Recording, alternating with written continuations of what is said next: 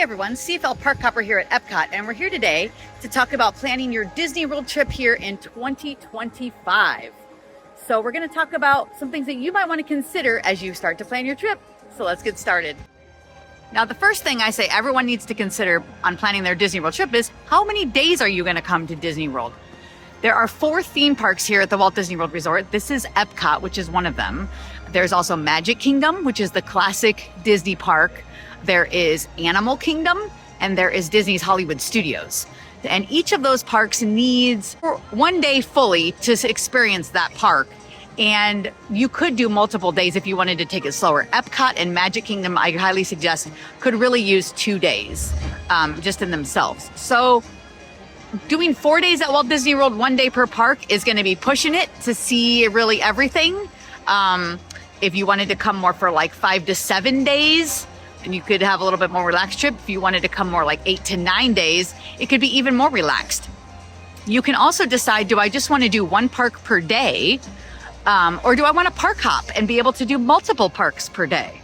So I suggest that if you're really only doing a 4-day visit, 1 park per day, really ideally, and it's your very first trip especially, I would do 1 park per day. If you've been to Disney World before and you're doing shorter trips, then definitely you could do park hopping because you kind of know what you like to see here at Disney World and what you want to experience. And if you're doing longer trips, then I suggest also the park hopper because it gives you more flexibility to be able to go back to your room in the middle of the day, use the pool, take a nap, and then maybe go to a different park in the evening. So those are some of my suggestions as you start to plan how long of a visit you're going to take. All right, everyone, we're now going to talk about where to stay on your Walt Disney World vacation. So right now we're looking at the Yacht Club Hotel, and this right here is the Beach Club Hotel, and we're right outside the back gate of Epcot, which is right over here. And these are deluxe resorts. And Disney has 3 tiers of resort. They have deluxe, which is their high-end resorts. Then they have moderate, and then they have value. And you can go onto the Walt Disney World website and kind of look at the prices and compare for your trip and see what you really want. But to me, the rooms aren't really what sell the deluxe resort versus the value resort. To me, it's the amenities of the resort. So the deluxe resorts are going to have the most amenities. They're going to have the coolest pools, in my opinion, the really nice restaurants inside of the hotels. A lot of them will have balconies on their rooms that have really good views, and they'll be in really good close proximity to certain parks. Like this over here, we're headed now towards the boardwalk right here. This whole loop can be walked. Swan and Dolphin Hotel are straight ahead of us as well. And this is what we call the Epcot resorts. You can walk into Epcot from these resorts. You could also walk to Hollywood Studios. It's really not very far at all.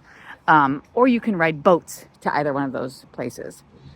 You're close to the Disney Skyliner here, and you could ride that for fun.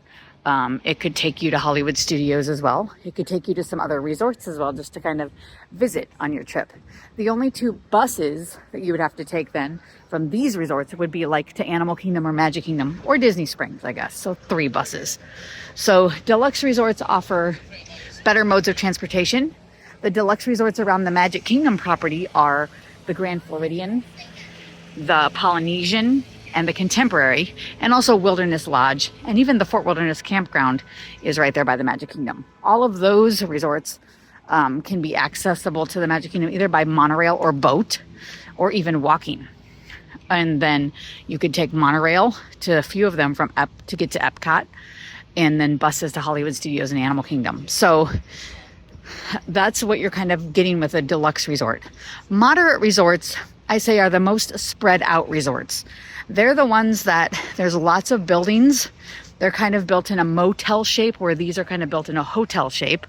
And they're very sprawled out property where walking to the lobby, the main lobby, or what they have food courts, or usually one restaurant, is a bit of a walk a lot of times, depending on where your room is located in the resort.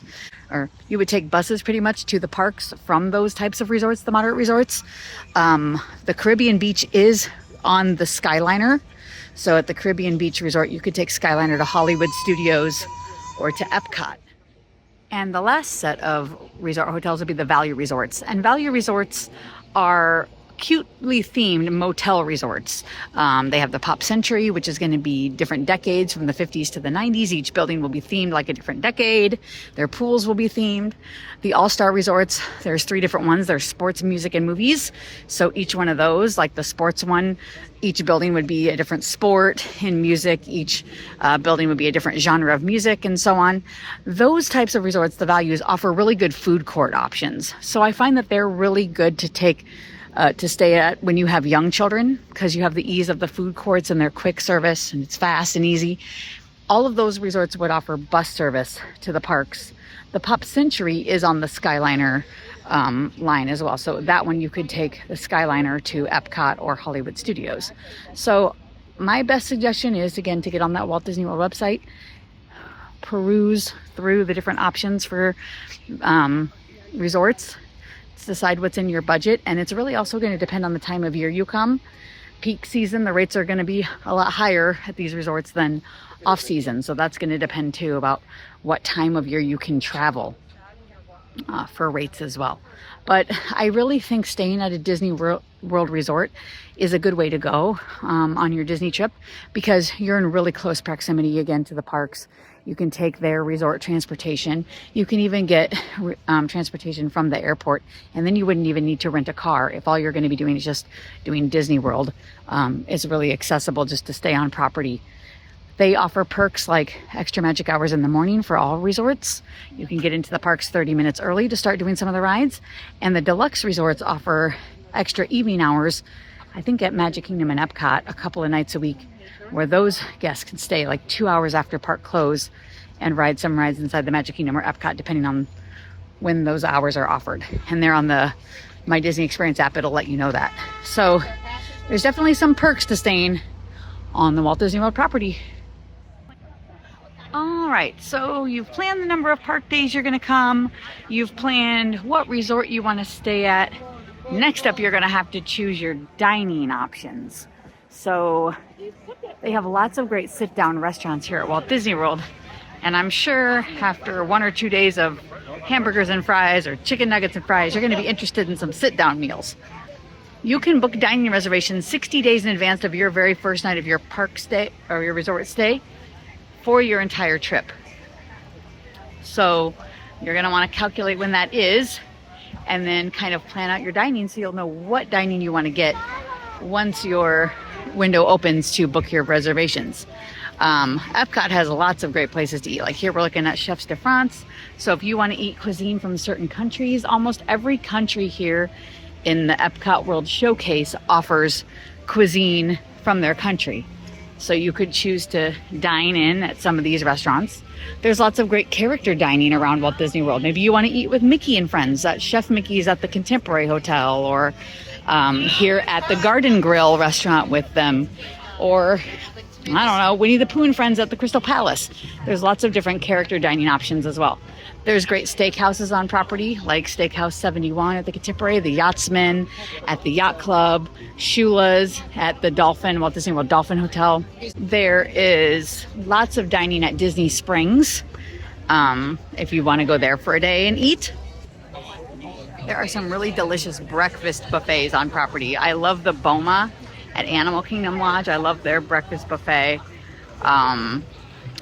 There's some other good sit-down places for breakfast, like the Grand Floridian Cafe, or Steakhouse 71 offers a good breakfast as well. So there's just lots of options. So the Walt Disney World website is going to be your best friend for a while you're planning this trip. Picking out your resort, we talked about that a little bit ago, and then picking out dining. Peruse the dining, check out the menus. Even you can download their app, the My Disney Experience app. You can do everything through the app as well.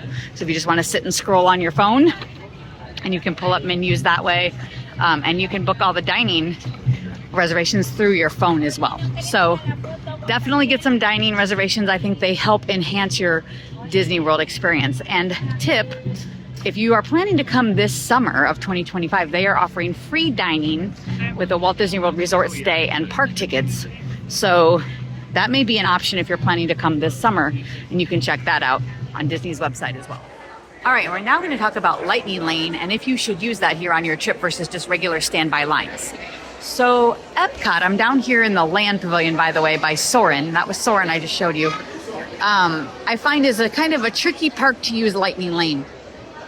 If you go onto the My Disney Experience website and check out Lightning Lane per park, you'll be able to see that it's priced by park per day. The rates change based on the season and how busy the parks are. It can average $15 a day at some parks. Magic Kingdom's always the most expensive, and on peak weeks, that park can be close to $40, like $39 or $38. So you're gonna have to decide if it's worth it for your family, if you wanna spend that extra money, if you really wanna bypass standby lines. And maybe if you're coming on less busy weeks, you may not even need Lightning Lane. But basically how it works is you get 3 passes to start off with, and at every park except Animal Kingdom, they're in tiers. So that means that certain rides, you can only pick 1 ride of. And here at Epcot, this is where it gets tricky. In the top tier at Epcot, you can either pick Soarin', Remy's Ratatouille Adventure, or Frozen right now. Test Track is down for refurbishment and will probably not open until September of 2025. They're talking about late summer, early fall. So those are 3 rides and you can only pick 1. However, those are the 3 rides at Epcot that I would want to use Lightning Lane on. The rest of the rides to me don't really warrant it. We just saw Living with the Land down here, the boat ride. It's usually can be walk on a lot of the day. And so I don't really feel like it's a ride that needs a Lightning Lane. And right out here on this side of the park are also Journey to Imagination with Figment and the Seas with Nemo and Friends. And both of those rides I feel like don't really warrant a Lightning Lane either. However, I don't have young children. If I had young children, I think I would really consider Lightning Lane because they're going to want to do the Seas with Nemo and Friends over here and Journey into the Imagination with Figment. And they're also probably going to want to do Remy's Ratatouille Adventure and probably the Frozen ride. So the catch is you're going to either have to pick Remy or Frozen, and then possibly you could rope drop the park and even use early park admission if you're staying on resort property and ride the other of those 2 rides. And then your second tier rides could be Journey to Imagination and Seas with Nemo and Friends, or things like Living with the Land, or Spaceship Earth, or Mission Space if you're into thrill things. So there are options here at this park, of course, for Lightning Lane. But just for myself personally, it's not a park that I typically will buy Lightning Lane for. Now, after you use one of your 3 Lightning Lanes, you can already book an additional one. So you can always hold 3 at a time. And once you've booked the original 3 and used one of them, the tiers go away. So if you are so lucky to get like Remy for 9 a.m. and tag in and use it, you may get so lucky as to be able to get Frozen for a little bit later in the day. However, those Lightning Lanes will go quick and they will get used up, especially on busy weeks. So that's what also makes it kind of tricky to get additional Lightning Lanes. Parks that I really use Lightning Lane a lot, Magic Kingdom. Magic Kingdom, it's easy to get 3 right off the bat, and it's easy to continue to get them throughout the day because there are so many rides at Magic Kingdom. And the park stays open pretty late. A lot of times it will stay open till like 11 p.m. Hollywood Studios is also a good park to get Lightning Lane because there are so many rides that are what do we call e-ticket rides where people will wait for them. So getting 3 rides there is good. However, it is harder to gain additional Lightning Lanes at that park because it is so popular. So it's kind of like you're going to get 3 and then you might get another one if you're lucky. Animal Kingdom is a fun park to get them at because there's no tiers at Animal Kingdom. All rides there are considered equal. So you don't have to get 1 really good ride and then 2 other rides. They're all able to be gotten. And actually Animal Kingdom is the cheapest park to get Lightning Lane. So here's a little trick. If you are going to get Park Hopper for your park tickets, if you go with your cheaper park in the morning, so starting like at Animal Kingdom and getting your 3 Lightning Lanes, once you've tapped in and used one of your Lightning Lanes at Animal Kingdom, you could, if you're going to park hop later in the day to another park, go ahead and get your next Lightning Lane for that next park already. And it doesn't matter which park after that. So if you're using Park Hopper, I would always try to get the cheaper parks in the morning, which would be Animal Kingdom or Epcot, and then be park hopping to things like Magic Kingdom or Hollywood Studios, where those lightning lanes are essentially more expensive right off the bat. And this will make more sense again if you go onto that My Disney Experience app and research a little bit on your own and look through the lightning lanes. It'll make more sense what I'm talking about. Now, there is one other catch to this lightning lane puzzle. There is one ride in every park, and actually in Magic Kingdom too, that are on what we call single lightning lane. They are not part of that multi-lightning lane pass that I just talked about. At Epcot here it is Guardians of the Galaxy. At Magic Kingdom there are two, Tron and Seven Dwarfs Mine Train. At Hollywood Studios it is Star Wars Rise of the Resistance, and at Animal Kingdom it is Avatar Flight of Passage. Single lightning lane means you can only pay for that one single ride for a one-time lightning lane, and that is on top of multi-pass. Now sometimes I will just buy a single lightning lane for that one particular ride I want to do, because these lines on these particular rides are usually very long. We're talking 60 minutes plus, a lot of times up to 2 hours. So lightning lane for these are very worth it. And then I just won't purchase multi-lightning lane. I would just use single lightning lane. So you can kind of mix and match. Now, this particular ride, Guardians of the Galaxy, offers virtual queue, which means they don't have a regular standby line. You can't just get in line and wait for 80 minutes. For this ride, you either have to do the single lightning lane purchase or do virtual queue. Virtual queue is on the My Disney Experience app as well, and you can get on there, and I would suggest going ahead of time, clicking on it and kind of researching it before you get to your day. But at 7 a.m. on the day that you have your Epcot park reservation, you can get onto that My Disney Experience app and get into the virtual queue. And really you want to be getting in there about 5 minutes before 7, and right around 6:59, refresh the app a few times until the 7 a.m. And then you want to join the virtual queue. And that will basically put you into a free standby line, and you'll have a set boarding time that you can come and ride this ride. Now let's say you get really lucky and get boarding group 1 and you're first thing in the morning, but you know you're not going to arrive at Epcot until around 11 a.m. They will allow you to come late to this ride. So even if your boarding group is early, or even if it's midday and you're not coming till evening, they will allow you to come all the way up till park close and use your boarding group. The other ride that uses virtual queue in Walt Disney World is Tiana's Bayou Adventure in the Magic Kingdom. And that ride doesn't have a standby line either. It's either virtual queue, or that ride is on the multi-lane lightning lane pass. So those are some things that you're definitely going to want to research about before you come to Walt Disney World, is how do the lightning lanes work? How do the virtual queues work? And all of that, and kind of plan out what rides you really want to do. And that's going to depend on your family, the age of your children, what type of party you have, who's into what type of rides, and that kind of thing. So good luck on your research with how to ride rides here at Walt Disney.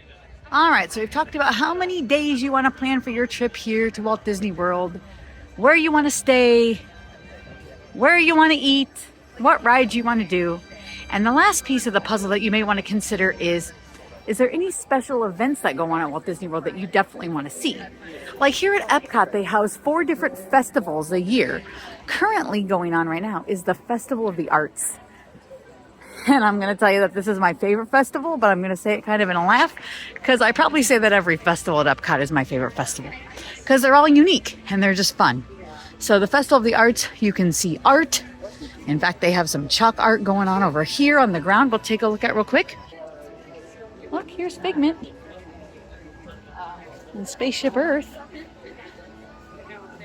and Daisy Duck and the monorail. And every festival here at Epcot, this is funny, has food booths that go along with that festival. So there's food booths here for the Festival of the Arts. Every festival here at Epcot has some kind of entertainment down at the America Garden Theater. This festival houses the Disney on Broadway series, where Broadway artists come from Disney shows like Frozen or Beauty and the Beast or Aladdin, and they sing Disney Broadway hits. And I just love coming to hear those artists. They're great. They're fantastic. In the spring, this park houses the Flower and Garden Festival, which is absolutely beautiful. And they have food booths at that and a Garden Rocks concert down at the American Garden Theater. In the fall, they do the Epcot Food and Wine Festival. It's very, very popular every year. The food is So much fun to try. All the festival foods are fun to try at all of these events. And they do bands as well down at the America Garden Theater. And during the holiday season, this park houses the Epcot Festival of the Holidays. In Magic Kingdom, there are 2 amazing parties that go on in the fall. From August all the way to Halloween, you can go to Mickey's Not So Scary Halloween Party. And from the beginning of November through up to almost Christmas, they do Mickey's Very Merry Christmas Party. So if those are any of the events that you're interested in taking part of here at Walt Disney World, you'll want to schedule your trip when those events are going on. And you can check those out to get exact dates on the Walt Disney World website. There are other events throughout the year, like different races if you're into running, like marathons or half marathons.